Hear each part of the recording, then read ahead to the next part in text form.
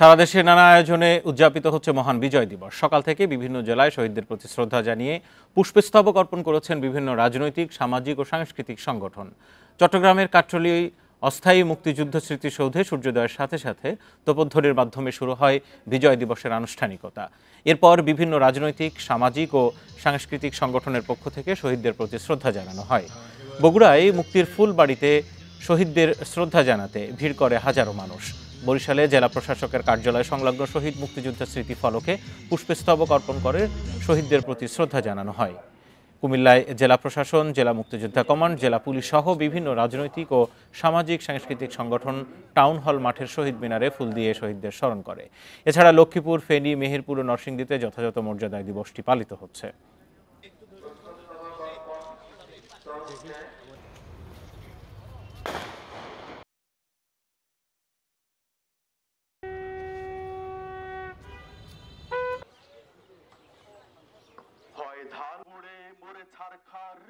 তবু মাথা নোয়াবার নয়। কৌশলী সড়ক ও জনপদ বিভাগ, লক্ষ্মীপুর।